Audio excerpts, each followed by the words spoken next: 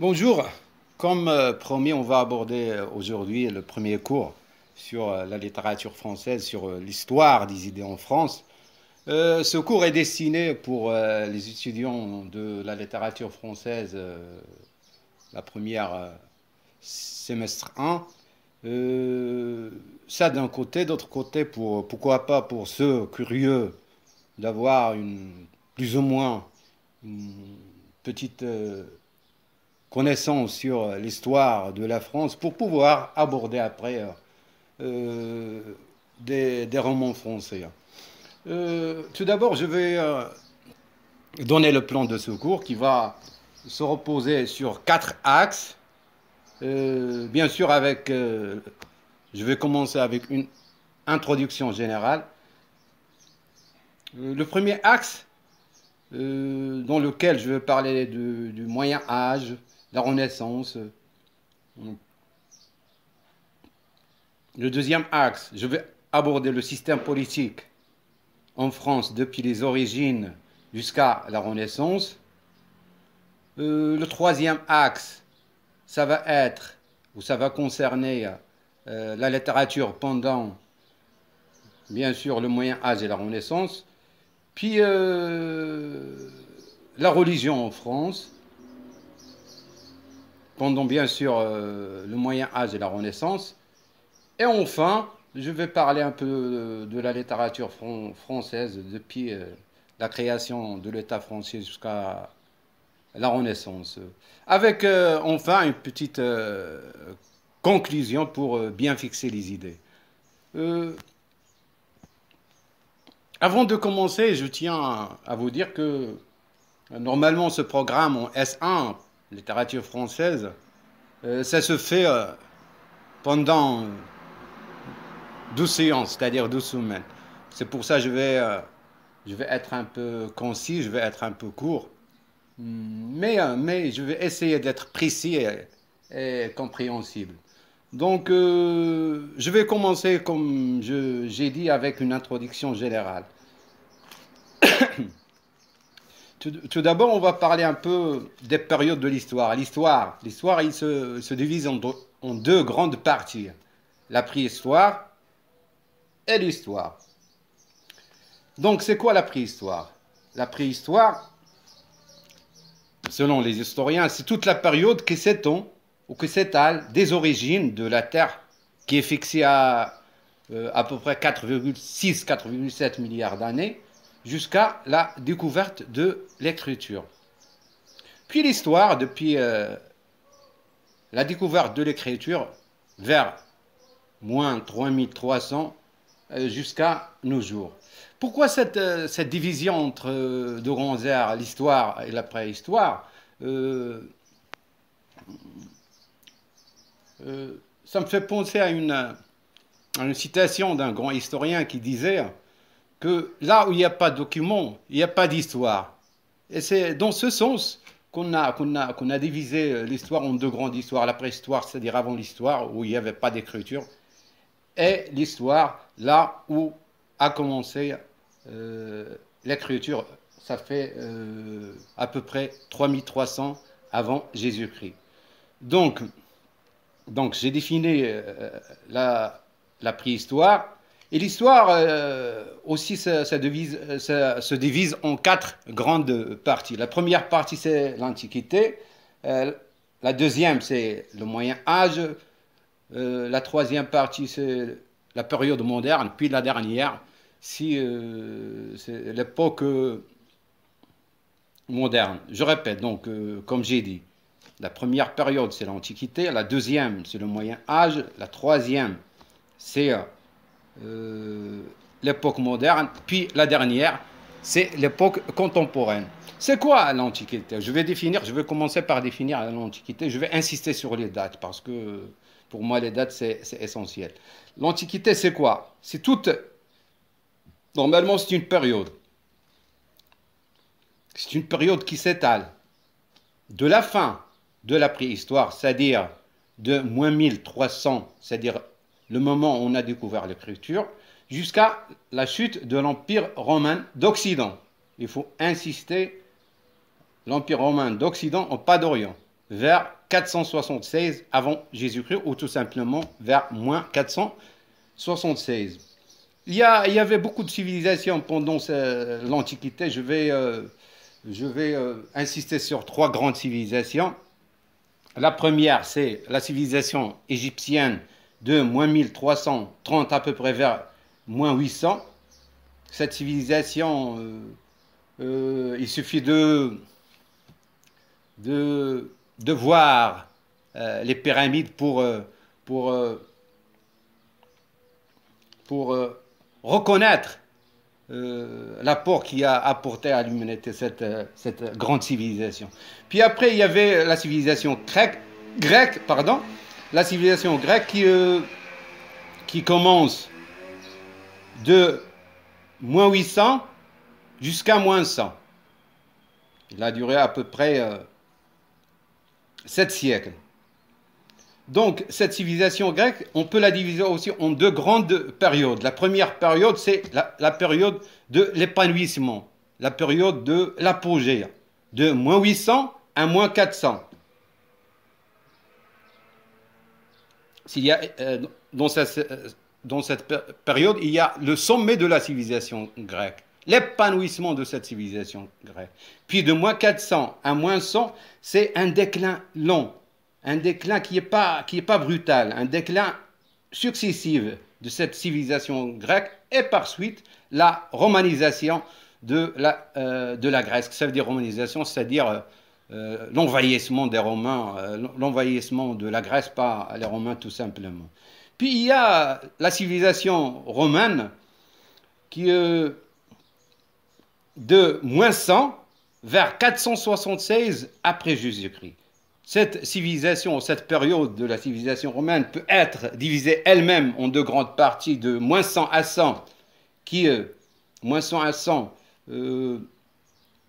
pendant laquelle il y avait un apogée de la civilisation romaine, puis de moins 100 jusqu'à 476, il y a un long déclin, une chute de la civilisation romaine d'Occident.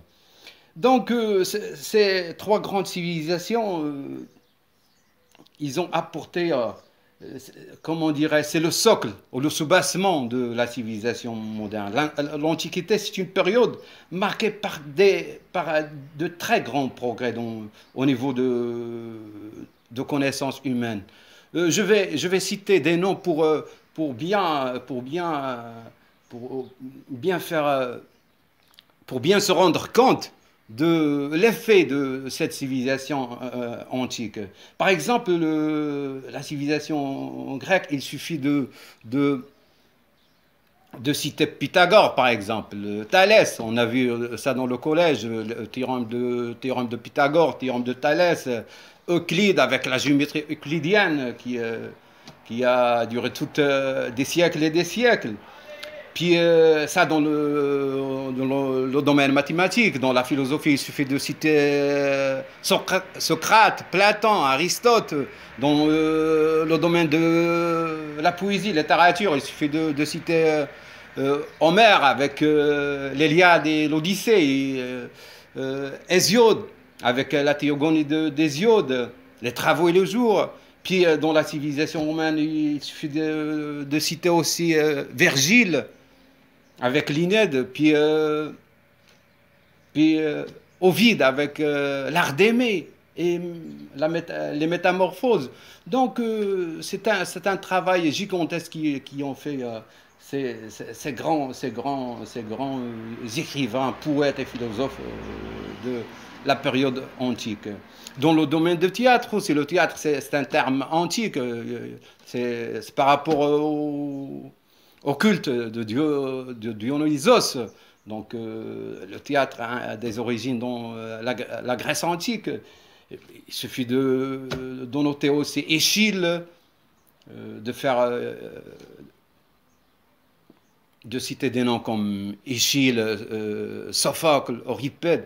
Donc comme vous voyez, par ces noms que je viens de citer, vous vous rendez compte que l'apport de cette civilisation gréco-romaine est gigantesque. Donc, je passe à la deuxième période la deuxième période après l'Antiquité, c'est quoi? La deuxième période après l'Antiquité, c'est le Moyen Âge, ce qu'on appelle la période médiévale. Cette période, c'est toute la période qui s'étale depuis la chute de l'Empire romain, c'est-à-dire, comme j'ai dit avant, vers 476 après Jésus-Christ, de 476 après Jésus-Christ, jusqu'à la prise de Constantinople en 1453. Cette période est caractérisée par un obscurantisme total. Un obscurantisme total. C'est-à-dire, qu'est-ce que ça veut dire un obscurantisme? Qu'est-ce que ça veut dire obscurantisme total? Ça veut dire absence du progrès au Ouais. niveau des Mais, connaissances mais humaines.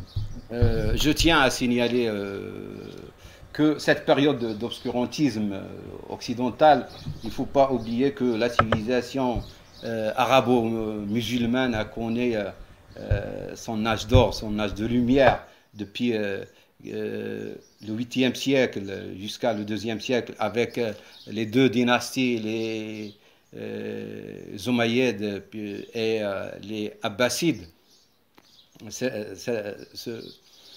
Cette civilisation arabo-musulmane qui a duré 4 siècles, elle, elle était anéantie par la chute et la prise de Bagdad par les Mongols vers le 13e siècle.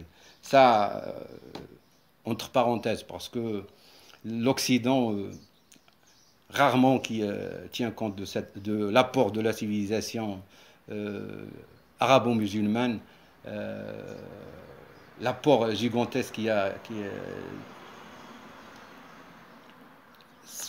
l'apport de, comment dirais-je, l'apport des philosophes comme Ibn Sina, Averroès, ils ont traduit beaucoup d'œuvres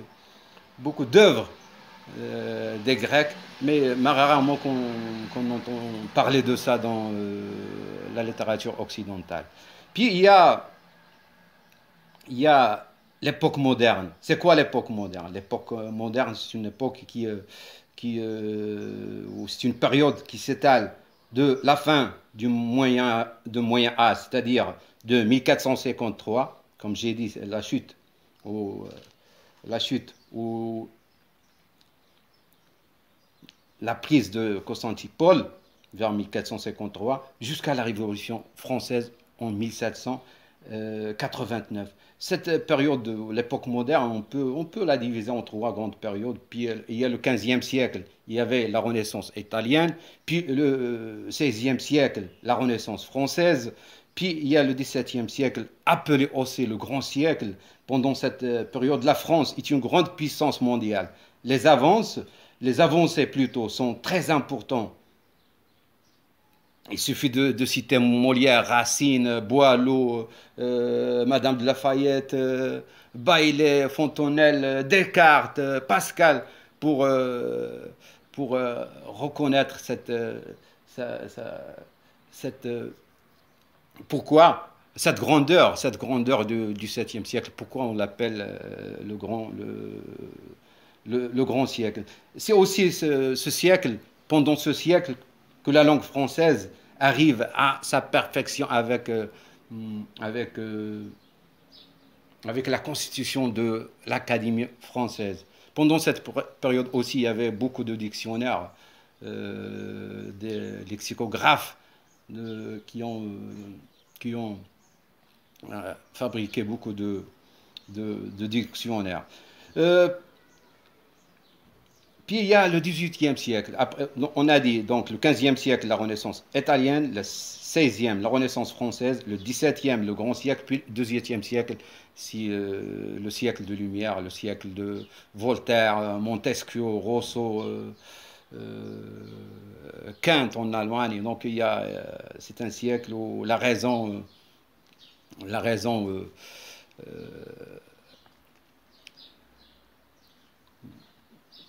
c'est un siècle de la raison, de l'esprit critique, le siècle de... Donc comme j'ai dit, le 18e siècle, c'est le siècle pendant lequel on a on a mis fin avec l'ancienne manière de penser, on a combattu les sentiers battus et les idées les idées conçues pour, euh, pour faire travailler sa raison et son esprit, donc ce qu'on appelle l'esprit critique. Puis enfin, il y a l'époque contemporaine. C'est la période qui s'étale de 1789 jusqu'à nos jours. Donc, pendant cette période, je vais être bref, il y avait la première république en France en 1792. Et puis il y a la Grande Terreur avec Robespierre et les Jacobins. Puis il y a une période où Bonaparte a bâti son empire de 1804 vers 1815. Puis la Restauration avec de monarchie. Puis le deuxième empire avec le deuxième empire. Puis la troisième république Fondée en 1870. et c'est là qu'on peut parler vraiment d'un régime démocratique en France, un régime républicain, un régime qui a mis fin à la monarchie absolue d'un côté, qui datait le 17e et le 18e, puis la monarchie constitutionnelle qui avait commencé de 1791 et tout le 19e siècle. Merci pour votre attention.